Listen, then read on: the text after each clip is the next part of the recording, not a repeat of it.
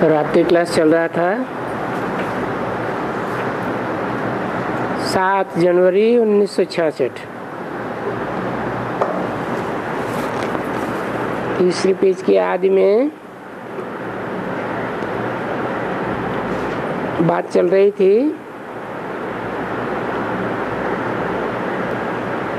अभी भी इस समय तो बहुत पड़ा हुआ है, आगे चल करके शायद जास्ती भी ले लेवे तो कुछ न कुछ उनमें पड़ी होगी तो शायद वो वृद्धि को पा लेवे, उनकी कोशिश हो जावे। इसलिए कोई भी मित्र संबंधी, क्योंकि गाया जाता है न चैरिटी बिगिंस एट होम, यात्रा में भी जाते हैं तो परिवार के लोगों को ले जाते हैं, भले साले भांजे ये सभी इकट्ठा हो जाते हैं। कोई बाहर वालों को, पब्लिक वालों को नहीं कहते हैं, इकट्ठे ही होते हैं। बिरादरी वाले, गलियों वाले, मोहल्ले वाले, तो ये भी ऐसे ही है। कोई न कोई जो भी मित्र संबंधी होवे, पहचान वाला होवे, ये दो बाप की बात समझाने की बिल्कुल अच्छी और सहज है। कौन से दो बाप? आत्माओं का बाप और मनुष्य सृष्टि का बाप।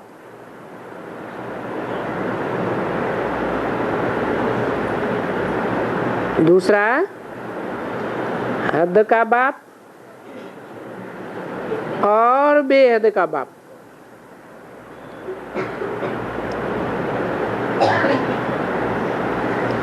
तो वो है बेहद का और ये है हद का।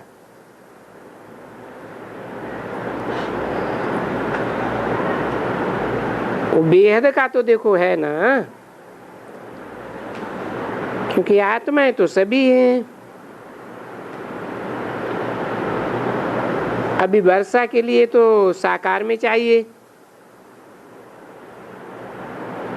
तो देखो बेहद के बाप के बच्चे हैं, ये समझाना क्या मुश्किल है? मोस्ट इजी है, बिल्कुल इजी, और दिन प्रतिदिन बिल्कुल इजी समझाया जाता है। सन्मुख आते हैं, समझते हैं कि अच्छी पॉइंट है समझाना, कोई भी हो तो उनको लगेगा। फिर आगे चल करके देखेंगे बहुत जाते हैं तो उनको भी हिस्स होगी,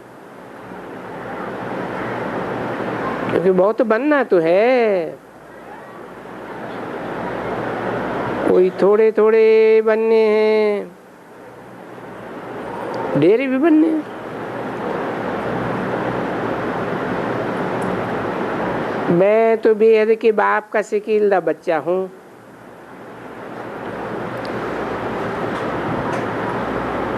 नशा नहीं रहता होगा, तुम भी तो ऐसे कभी कभी समझते हो। तभी तो देखो इनको बताता हूँ, किसको सिखलाते हो?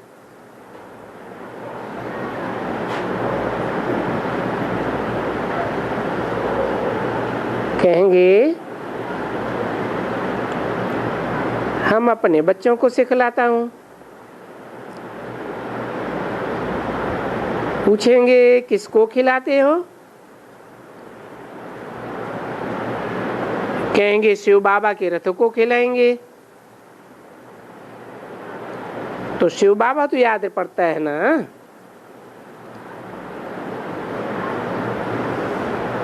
इनको सिखलाता हूँ, ये भी बैठ करके खिलाते हैं।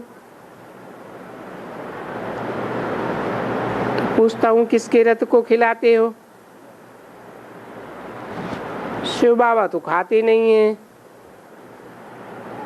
बाकी उनके रथ की करते हो, तो शिव बाबा ही तो याद आता है ना। समझाते हैं बाबा को भी शिव बाबा याद आएगा। तो देखो दोनों को फायदा होता है ना। है ये बात छोटी, परंतु कमाई जबरदस्त है। याद याद और याद से अगर हेल्दी बनते, अपने बाहर में लिख देवे health wealth and happiness for 21 generation, और 1 सेकंड में बाहर में बोर्ड लगाए देवे, गुजराती में, हिंदी में, सिंधी में, जिस जिस भाषा के होवे हैं, तो थोड़े अक्षर ना। Health wealth and happiness for 21 generation.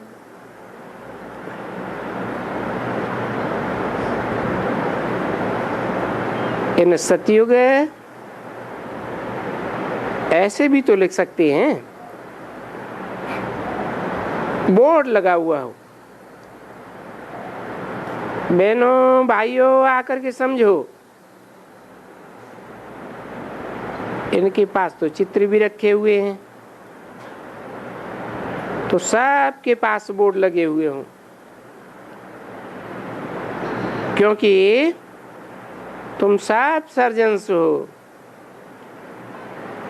जो भी सर्जन होगा बोर्ड तो बाहर में जरूर लगा हुआ होगा। कहेंगे फलाना MBBS है, बैरिस्टर होगा तो BA LLB ऐसे लिखेगा, ऐसे कहेंगे ना। तो ये तुम्हारा भी बोर्ड लगा हुआ पड़ा हो। प्रजापिता ब्रह्मा कुमारियां नीचे में लिखा हो, क्योंकि ब्रह्मा कुमारियां तो जरूर ही बहुत बच्चे ठहरे।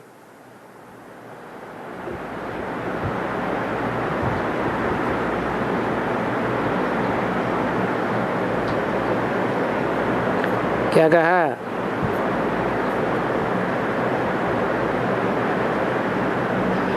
प्रजापिता ब्रह्मा कुमारियां ज्यादा है या ब्रह्मा कुमारियां ज्यादा है? दुनिया में ब्रह्मा के तो सभी बच्चे हैं,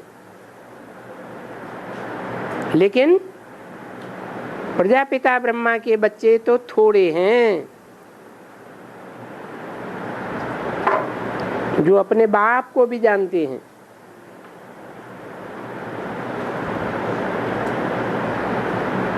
तो जरूर इनका फिर ब्रह्मा शिव बाबा का बच्चा।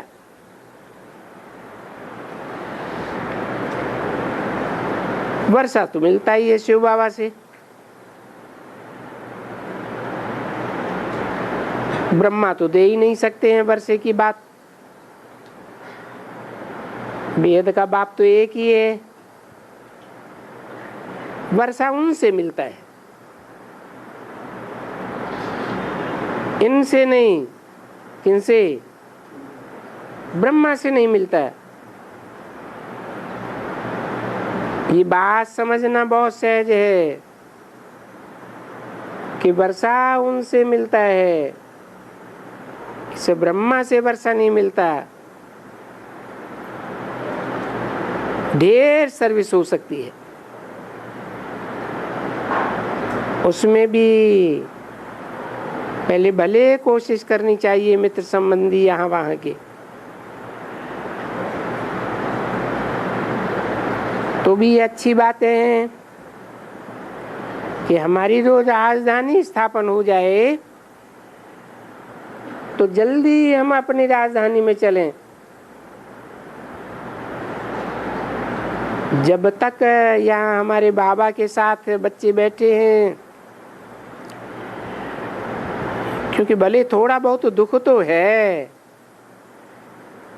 क्योंकि पुरानी दुनिया है, परंतु नहीं, इस दुनिया में अभी रहना ही अच्छा है। क्यों? क्योंकि अभी हम किसके साथ हैं? बाप के साथ हैं। तुम्हारा गायन है बहुत अच्छी तरह से। इस समय में तुम्हारा गायन है कि सभी कामनाएं पूर्ण करते हैं। फिर वो गायन है कि उन देवियों से कुछ न कुछ मांगते रहते। जरा पूछो जा करके,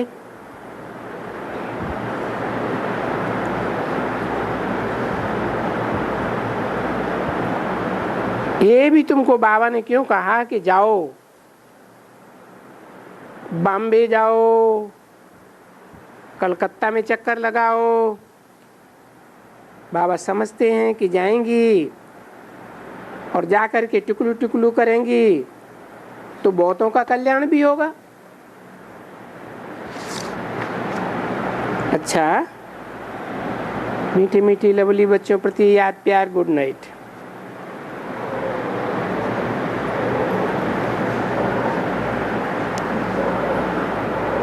आज का प्रातः क्लास है 8 जनवरी 1966। बाबा पढ़ाते हैं, फिर ब्रह्मा दादा भी पढ़ाते हैं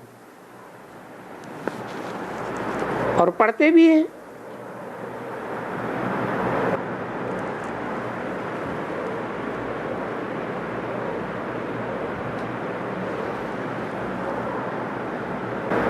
बाबा पढ़ाते हैं, पढ़ते नहीं हैं। अभी परमात्मा जिसको कहा जाता है वो क्या पढ़ाएंगे? ये भी तो लिखा हुआ है ना, वो ज्ञान का सागर है। दुनिया नहीं जानती है कि राजयोग का ज्ञान किसने दिया। दिखलाया है बरोबर कि ऊंचे ते ऊंचा परमपिता परमात्मा शिव है, उसको रुद्र भी कहते हैं। अभी शिव जयंती और कृष्ण जयंती यूं है तो अलग अलग। कृष्ण जयंती की तिथि और तारीख अलग रखते हैं और शिव जयंती की अलग रखते हैं। अभी कृष्ण जयंती का तो बहुत ही बैठ करके ये शास्त्र भी बनाए हैं।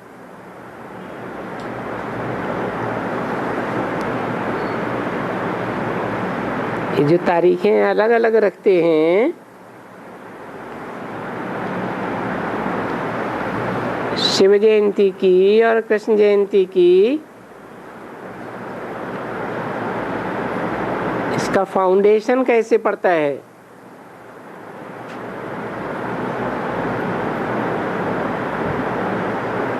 अभी कृष्ण जयंती के तो बहुत बैठ करके शास्त्र बनाए हैं, महिमा भी दिखला रहे हैं। फलाना फलाना किया। भागवत में तो कितना विस्तार लिखा हुआ है।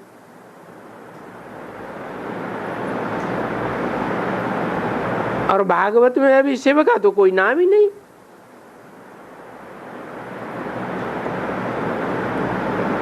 है तो जास्ती। और जरूर ये भी समझते हैं कि परमपिता परमात्मा ऊंचे ते ऊंचा है। कृष्ण के लिए अभी कहेंगे ही नहीं कि ऊंचे ते ऊंचा हुआ। इतना भी कभी सोच विचार नहीं करते हैं।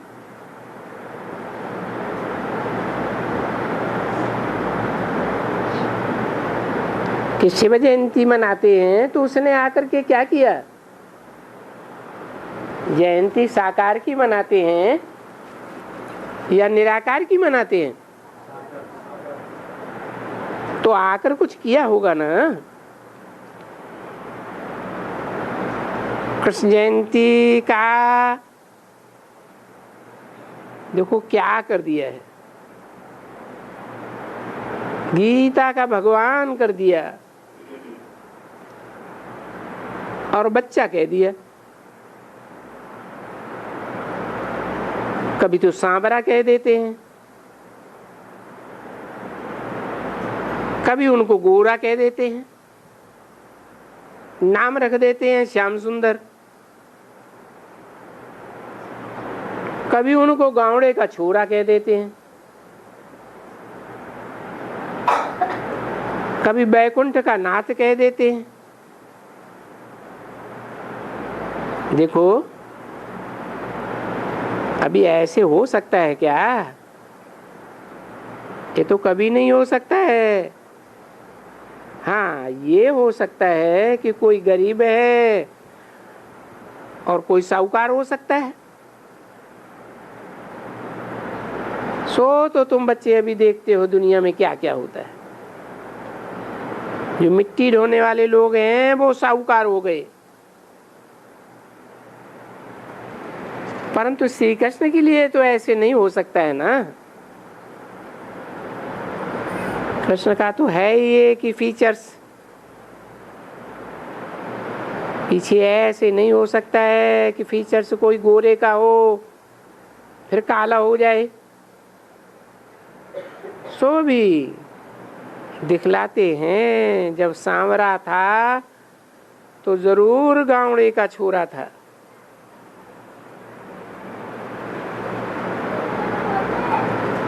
गोरा था तो जरूर बैकुंठ का मालिक। अब ये बात क्या है? देखो ऐसी सहज बात को भी कोई समझ नहीं सकते हैं, क्योंकि खुद जो ब्रह्मा बैठ करके समझते हैं, जो फिर वो बनने वाला है, जो पहले जब आ रही था साधारण मनुष्य था, उनको थोड़ा ही मालूम था कि हम कौन था। इसको पता पड़ता है। तभी बाप आकर कहते हैं तुम बच्चे अपने जन्मों को नहीं जानते हो। हम बैठ करके समझाता हूं तो बच्चों को ये बात तो बहुत अच्छी तरह से समझानी चाहिए, क्योंकि जयंती जब आती है तो शिव जयंती को भी अलग कर देते हैं वास्तव में, और कृष्ण को भी अलग कर देते हैं, गीता को भी अलग कर देते हैं। गीता जयंती की भी तिथि तारीख अलग रखते हैं, शिव की अलग, कृष्ण की अलग, गीता की अलग।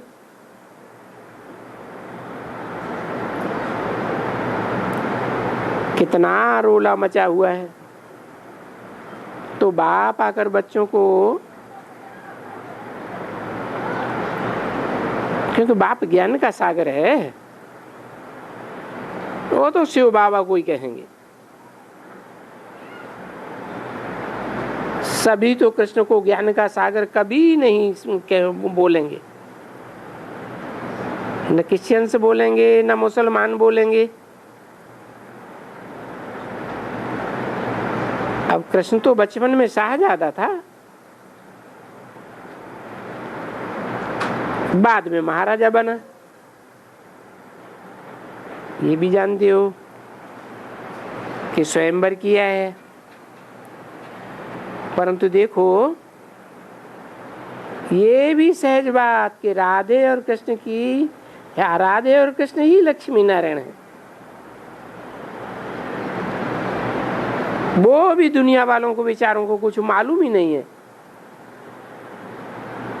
बाबा ऐसे कहेंगे ना, देखो तो सही ये भारतवासी बेचारे क्या हैं, क्योंकि इस समय में ही बेचारे कहा जाता है भारत में, और सतयुग में तो कोई ऐसे विचार ही नहीं कहेंगे।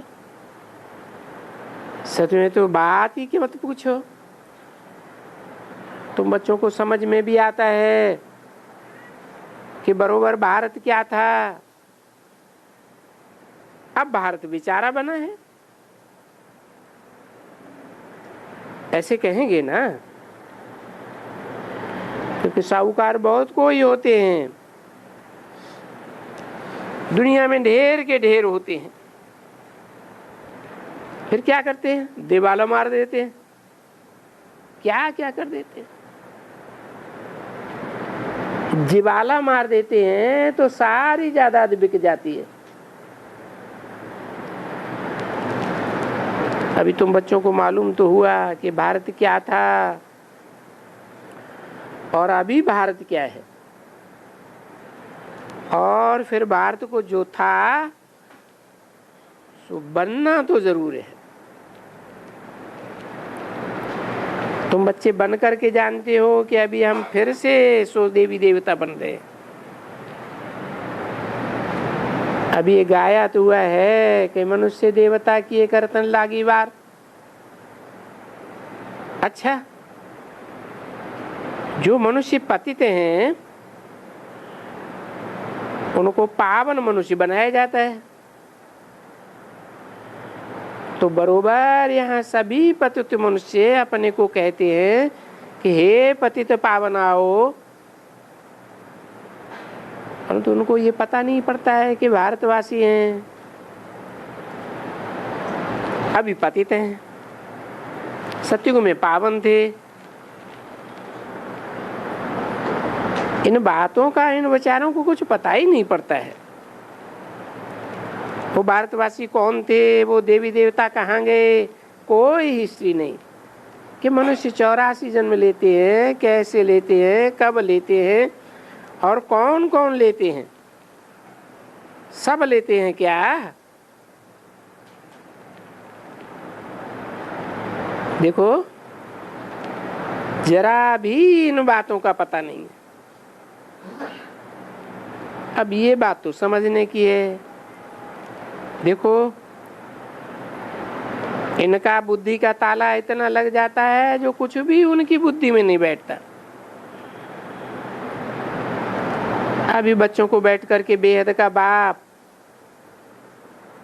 जिसको ही मनुष्य को देवता बनाना है, या ये भारत को ही समझो कि जो आसुरी पूरी हो गई है, उनको फिर ईश्वरीय पूरी कहते हैं, बनाते हैं।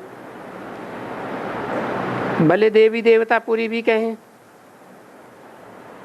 तो भी वो देवता पूरी किसने बनाई? बाप तो कहेंगे मैंने बनाई ना, और अभी भी मैं बना रहा हूँ आसुरी पूरी को देवता पूरी। अच्छा, अभी ये भी तो जानते हैं कि आसुरी पूरी क्या है और क्यों है। ये देखते हैं ना, रावण को जलाते रहते हैं, यानी समझते हैं कि ये आसुरी राज्य है। इस आसुरी राज्य को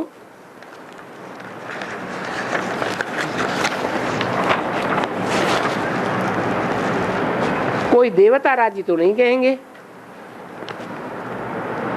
हाँ, इनको तो सब राक्षस राज्य कहते हैं, क्योंकि जानते हैं कि यहाँ भारत में दैवी राज्य था, पहले भारत स्वर्ग था, अभी ये राक्षस राज्य है। 8:1:66 की वाणी का दूसरा पेज। तो ये बातें सिर्फ कहने मात्र कह देते हैं, बाकी तो बेचारों को कुछ भी पता नहीं है। कोई है ऐसे बहुत ही बड़े बड़े MP MLA बड़े बड़े मनुष्य कह देते हैं अपन को, बोलते भी हैं कि ये रावणपुरी है, वो रामपुरी है। अभी देखो, रावण को तो दिखलाते हैं, दिखलाते हैं ना, जलाते हैं। अभी राम को तो कोई नहीं जलाता होगा, न उस राम को कोई जलाएंगे, भले ये रघुपति राघव राजा राम कहा जाता है, उनको भी तो कोई जलाएंगे तो नहीं ना। देखो उन रावण को जलाते भी हैं, उनको सदैव दुश्मन ही समझते हैं, और एक बार नहीं जलाते, वर्ष वर्ष जलाते ही रहते हैं। फिर उनकी कोई जयंती भी नहीं है। किनकी? रावण की। और राम को जयंती दे करके फिर जलाते तो नहीं है। रावण की जयंती भी नहीं देते और जला भी देते हैं, जैसे देवताओं को करते हैं, देवियों को करते हैं। देखो दीपमाला के समय में देवियों की जयंती आती है ना, उसमें देवता भी डाल देते हैं, उनको जयंती दे करके फिर जला देते हैं। अभी रावण को अभी तो यही हाल हुआ। देखो जब रावण का दिन होता है तो उनको जन्म दे देते हैं,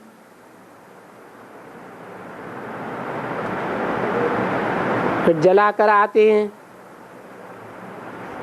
ये भी तो जैसे गुड़ियों की पूजा हो गई ना। क्यों जलाते हैं? समझ तो कुछ भी नहीं है। जैसे देवियों को जन्म दे करके, पत्थर टिक करके, बना करके, सजाए करके, मेहनत करके सेरेमनी करते हैं, कितनी अच्छी करते हैं, और फिर जला करके आते हैं। यहाँ बहुत बड़े बड़े आदमी जो बड़े बड़े धंधे करते हैं रोते भी हैं जब घर से वो देवियां निकलती हैं। डुबोने के लिए निकालते हैं ना। तुम लोग कभी कलकत्ते में गए नहीं हो, बाबा तो अनुभवी है ना। वहां माइयां नरम दिल होती है।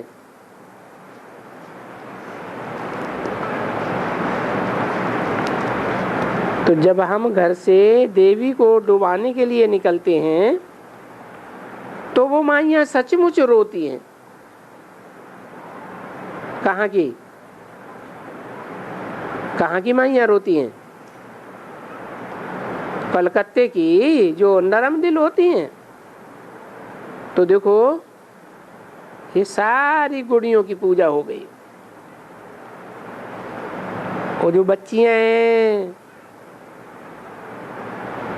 गुड्डी बना करके पूजती नहीं है, खेलती हैं, फिर वो तो कभी रोती नहीं है। ये तो फिर उन बच्चियों से भी ज्यादा बच्ची हो गई।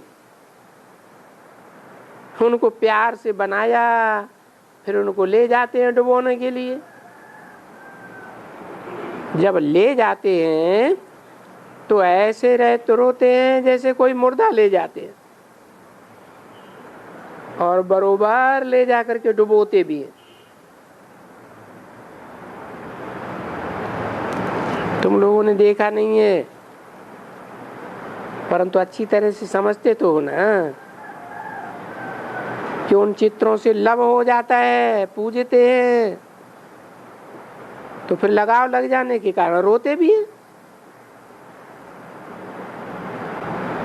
ये भी चित्रों को देख करके रोना तो आता है ना, परंतु वहां तो प्यार भी करते हैं, वहां रोने की कोई दरकार ही नहीं। यहाँ तो जाकर के डुबोते हैं तो भी रोते हैं। तो देखो कितना भक्ति का अर्थ है, कितनी दुर्गति बाप बैठ करके समझाते। ऐसे तो कोई दूसरा समझते ही नहीं है। कुंभ का मेला अभी देखो कितना बड़ा मेला लगता है। अभी कोई सभी मनुष्य नहीं जाते हैं, वो तो टुब्बियां लगा करके जाते रहते हैं, बैठ करके स्नान करते हैं। सभी बैठ जावे तो 80 लाख आदमी कैसे वहां बैठ सकते हैं? कहाँ बैठेंगे? अरे ये तो हो ही नहीं सकता है। परंतु ये कहते हैं कि कम से कम 80 लाख टुबका मार करके जाते हैं, आते हैं जाते हैं, फिर आते हैं जाते हैं। स्पेशल ट्रेनें आती हैं जाती हैं। ऐसे नहीं है कि इतना लंबा समय वहां रह सकते हैं। हाँ, पंडित लोग रहते भी हैं, उनको रहना पड़े, क्योंकि उनकी तो आमदनी होती है। फकीरों की आमदनी होती है, इतनी आमदनी होती है, ये आकर के अपनी दुकान लगा देते हैं, क्योंकि वहां ही उनकी अच्छी आमदनी हो जाती है। तो फिर सब ले जाते हैं अपने पास। इन साधुओं की हाथियों के ऊपर बड़ी सेना निकलती है, बड़े बड़े मान से निकलते हैं, तो सब जगह रह सकते हैं। क्योंकि जो आएंगे वो उनको पैसा तो जरूर दे जाएंगे, जो आएंगे उनके जिज्ञासु उनके होंगे, वहां रहेंगे, पैसा दे करके जाएंगे, वो रहेंगे। बाकी जो जिज्ञासु थोड़ी इतना रह सकेंगे।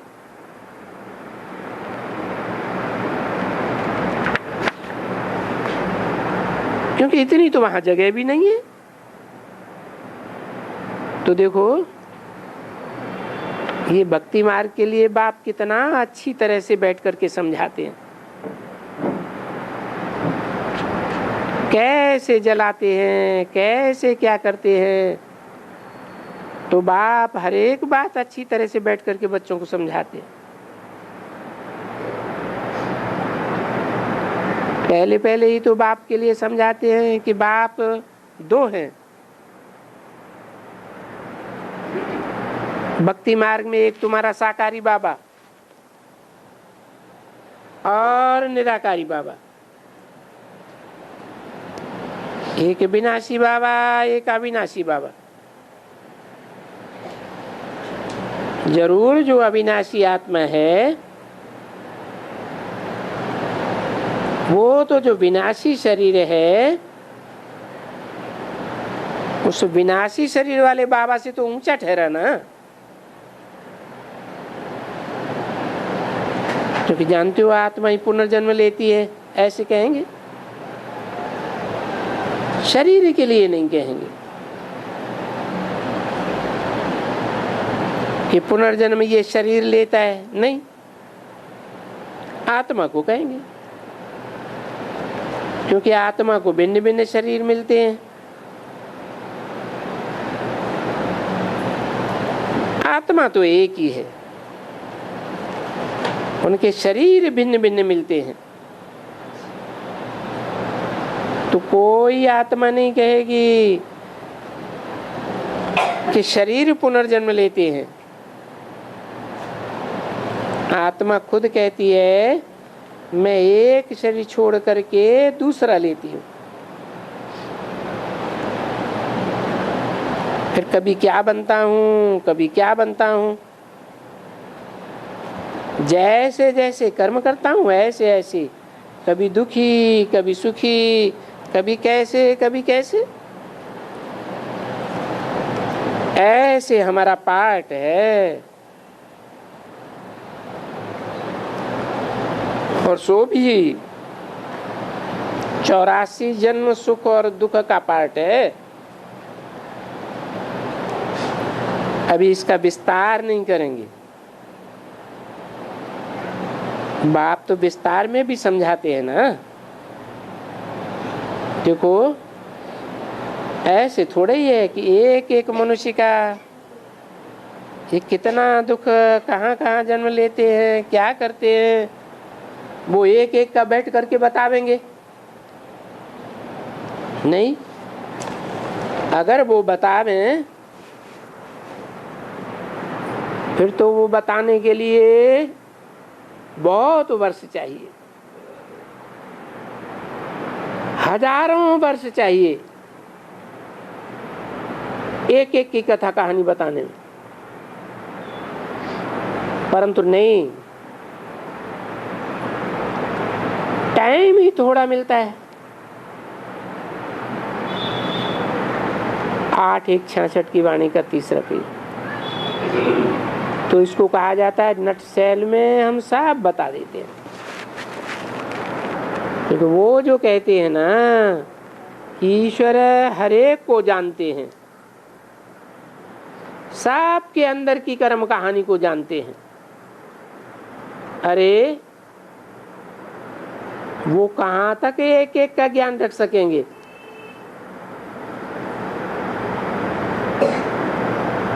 एक आत्मा में इतना क्या क्या रखा होगा।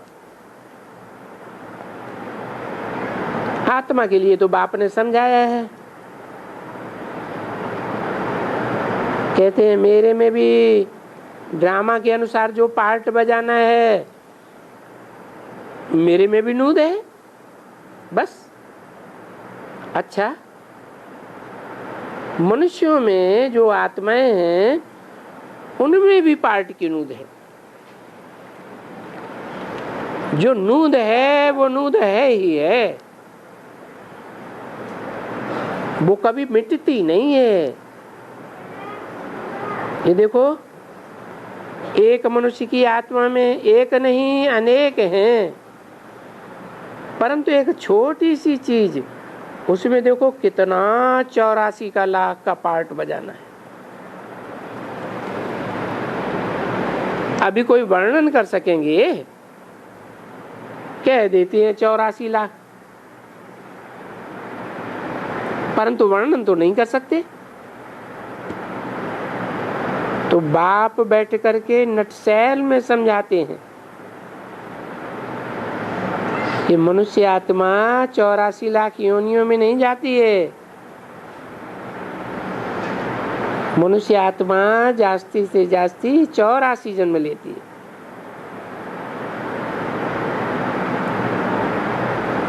इन बातों को समझते तो हो ना। बरोबर मनुष्य 84 जन्म का पार्ट बजाते हैं। तो देखो ये कितना बड़ा ड्रामा है। अभी तुम्हारी बुद्धि में कितनी बातें आ गई, डिटेल तो कोई पूछ भी नहीं सकते हैं। बोलते हैं पहले पहले तो बाप को समझो। बाप क्या चीज है? मूल बात तो ये है। फिर बाप से वर्षा लेने का पुरुषार्थ करो और विस्तार की बातों में तुम्हारा क्या रखा है, क्या काम है? एक एक की बात बैठ करके पूछेंगी तो उनको वहां ही फुल स्टॉप कर देना चाहिए। जब कोई दूसरी बातें पूछें कभी भी उनसे बात नहीं करना चाहिए, नहीं तो तिक तिक की धुन लग जाएगी। हमेशा जब कोई मिले उनको यही बताओ कि 2 बाप हैं, उनका परिचय देते हो ना। एक साकार है, एक निराकार है। भक्ति मार्ग में तुम पुकारते हो, बाबा ने तो समझा ही दिया है कि सतयुग में तो एक ही बाप होता है। देखो, इसको भी, जिसको तुम दादा कहते हो, इनको भी एक, तो इनका भी फर्क है।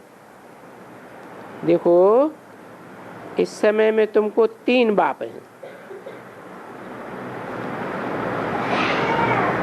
लौकिक बाप,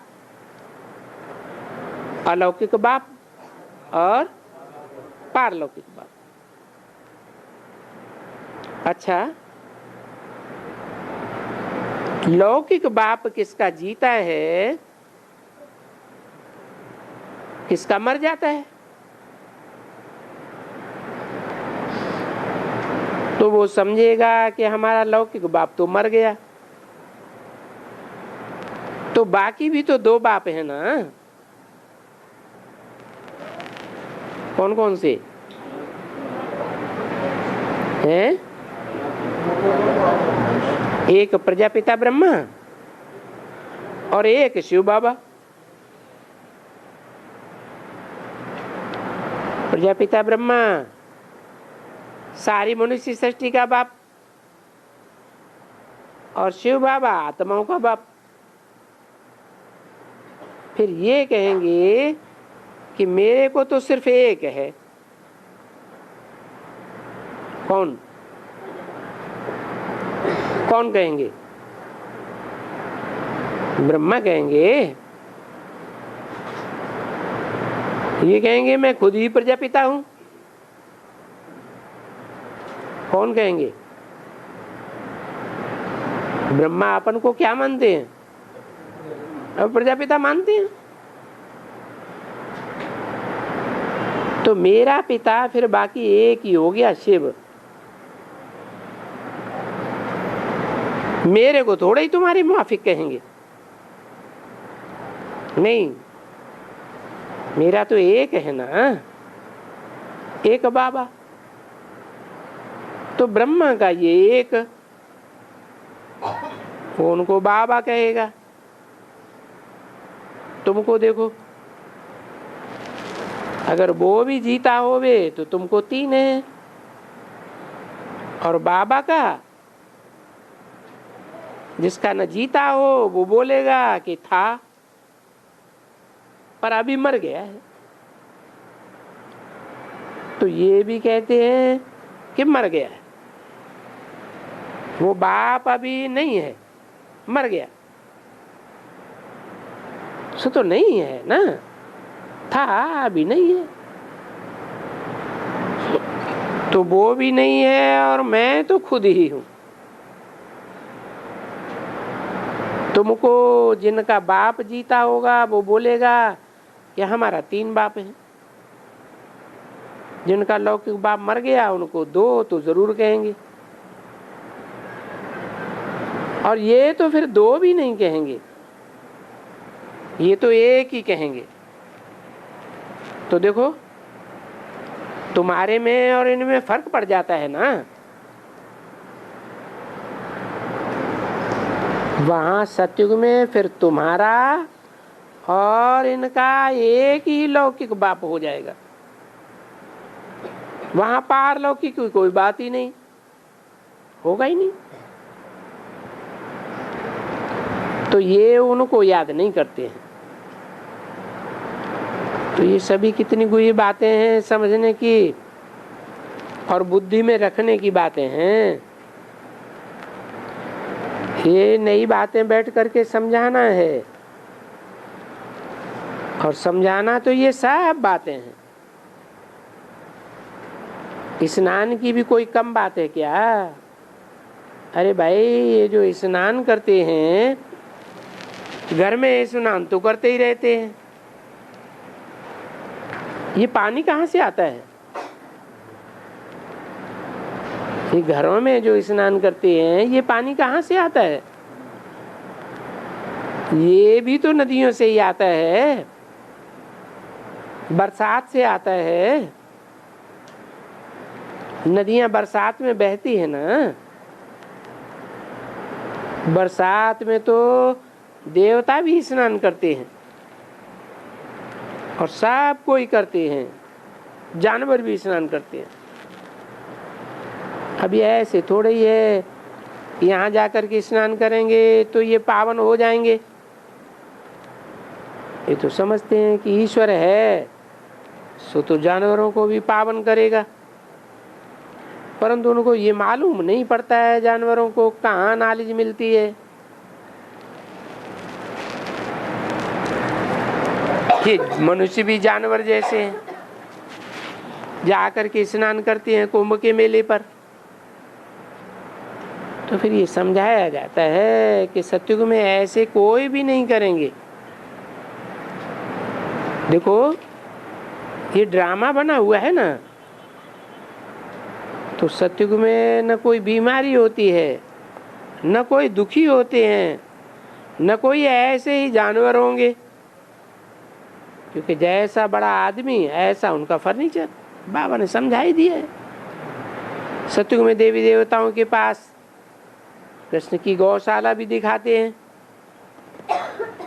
चलो कृष्ण की नहीं तो कहना चाहिए, कहना तो चाहिए, लक्ष्मी नारायण की गौशाला कहना चाहिए। कृष्ण तो खुद ही बच्चा है, तो गौशाला यानी जानवरों की गौशाला। जरूर सतयुग में चित्रों में गैयों को दिखाते हैं ना, तो समझा ना।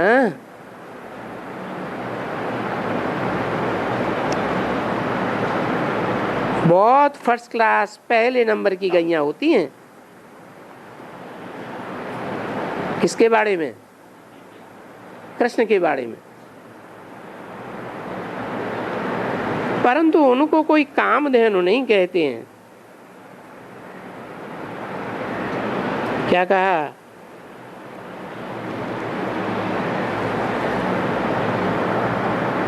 ये तो यहाँ गैयों का नाम रख देते हैं कामधेनु, जो बहुत दूध देती है ना, तो उनका नाम भी ऐसे रख देते हैं कामधेनु, क्योंकि बहुत दूध देती हैं।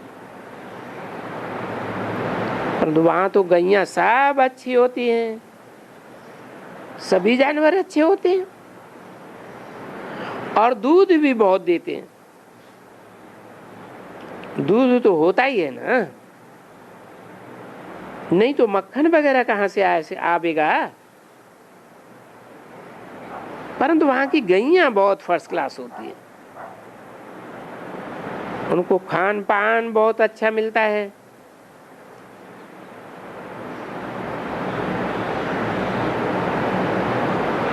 उनका कोई गोबर अक्षर नहीं कहेंगे। सतयुग में कहेंगे गोबर, ये अक्षर ही वहां नहीं होगा।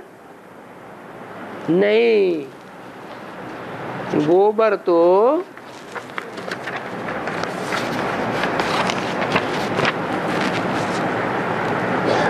बहुत अच्छी अक्षर है। तो जरूर वो जो ऐसी चीजें खाते हैं तो उनमें कोई बदबू वगैरह कुछ भी नहीं होगी।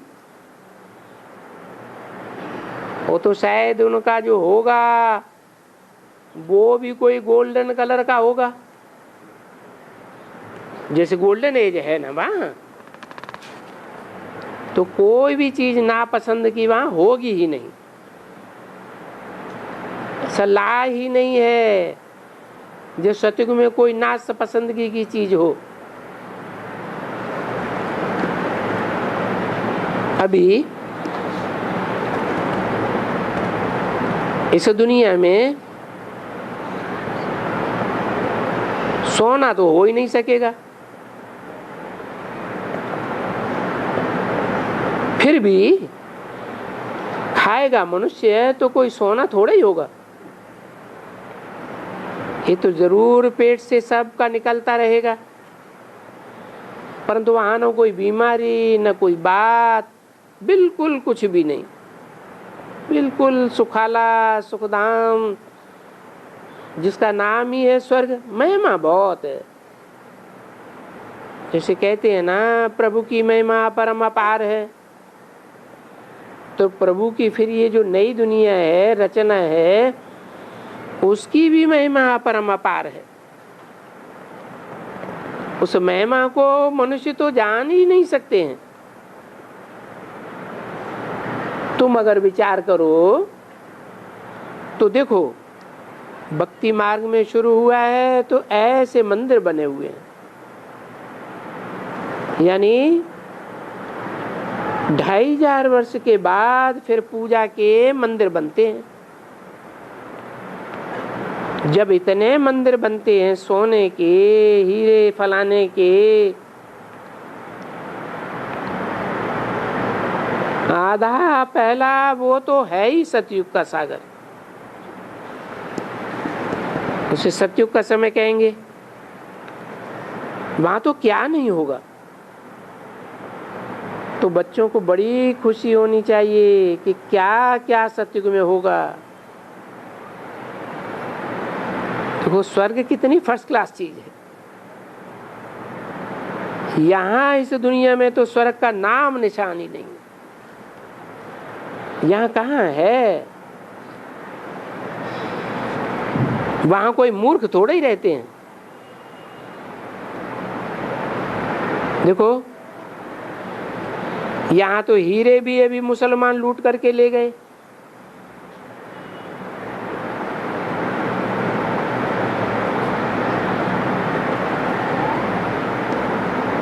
फलाना फलाना ले करके गए।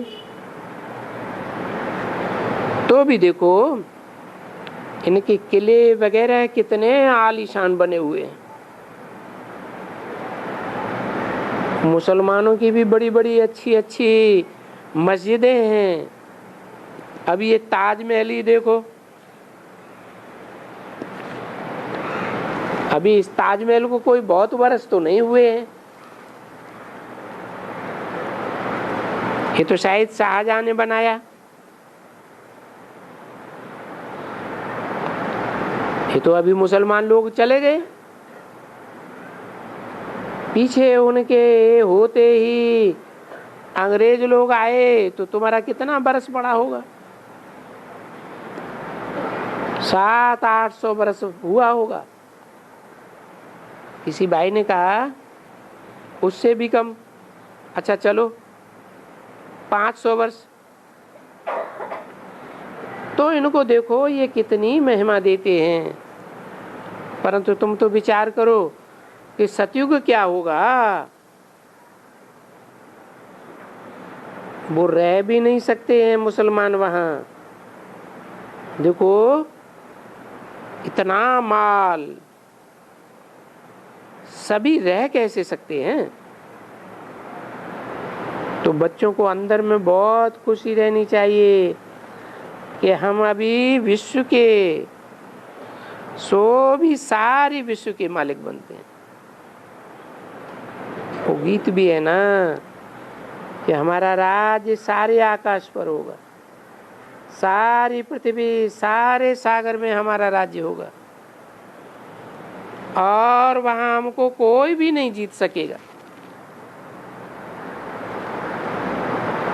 अभी गीत तो बनाया है तुम बच्चों ने, बरोबर बनाया है, परंतु जिन्होंने गीत बनाया है उनको तो बुद्धि में कुछ भी नहीं है। तुम जो गीत बनाते हो तो तुम्हारी खुशी का पारा चढ़ता है।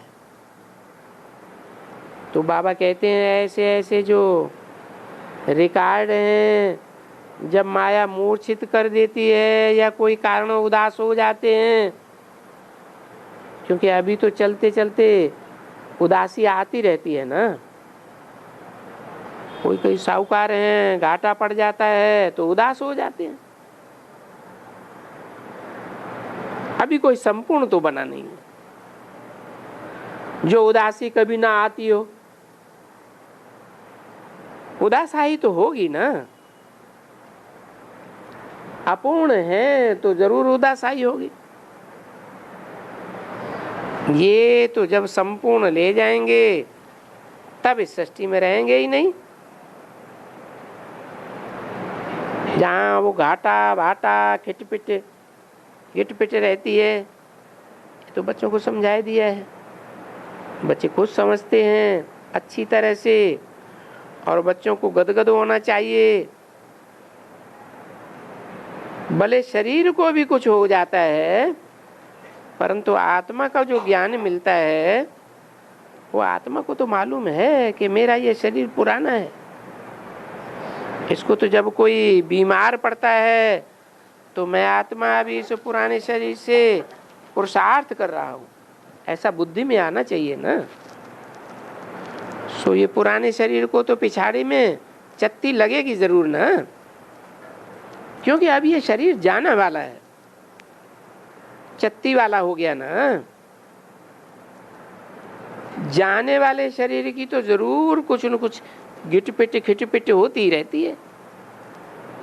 फिर भी योग बल से कुछ न कुछ अभी भी कट सकता है, कट जाता है, बहुत ही कट जाता है, जो इतनी तकलीफ ना हो।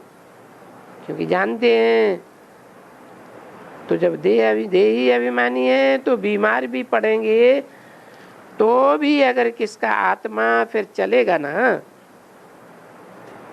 अब ये शरीर तो पुराना है, इनको तो ये कुछ कीड़ा जैसा लगता ही रहेगा।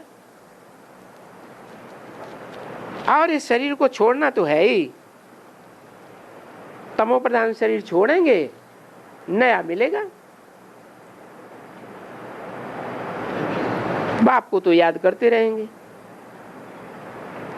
ऐसे बच्चे हैं ना, तो बाप को याद करते रहेंगे। और ये भोगना भोगेंगे तो वो भोगना उनको इतनी भोगनी नहीं पड़ेगी अगर याद में रहेंगे तो। क्योंकि तुम जानते हो कि भविष्य का इतना बड़ा जो सुख लगा हुआ है, वो कोई कम थोड़ा ही है। 21 बरस तो तुम कहते हैं, परंतु नहीं, बाबा बोलते हैं 3/4 लाइफ का तुमको सुख है। 21 जन्म की बात नहीं है। सिर्फ तुम तो 5,000 वर्ष के ड्रामा में 3/4 हिस्सा सुखी रहते हो, और धर्म वाले आधा सुख और आधा दुख भोगते हैं।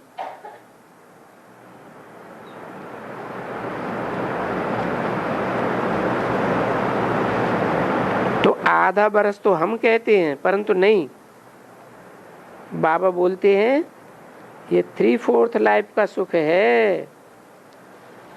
आधा का भी क्यों हुआ? बाप कहेंगे आधा उधी तो इसमें बच्चों को फायदा ही क्या हुआ?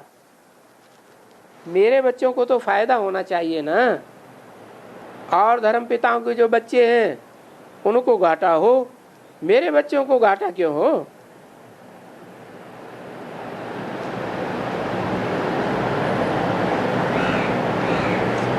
आधा उदी तो कोई बात ही नहीं।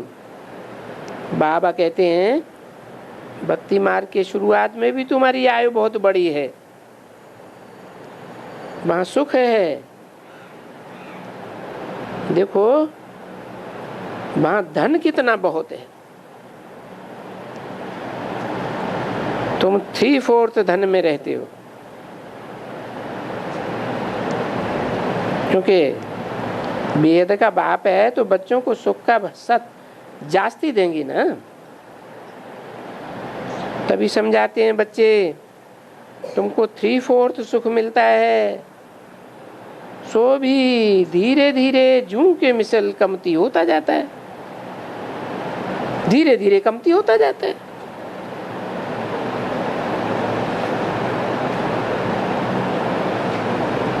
फिर पिछाड़ी में जब तमो प्रधान बनते हो कलयुग में,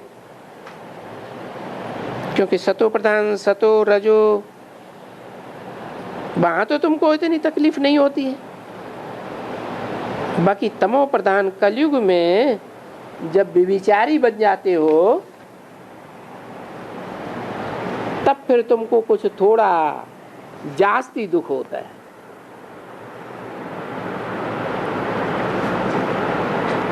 और फिर थोड़ा थोड़ा ऐसे करके बढ़ता ही जाता है। गिरते हैं तो डाके डाके गिरते हैं, आस्ते आस्ते नीचे।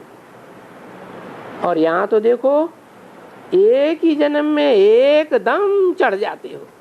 कहाँ कहाँ एक जन्म में एकदम चढ़ जाते हो? संगम में। और जन्मों में धीरे धीरे उतरते हैं। अच्छा बच्चों को ओम शांति।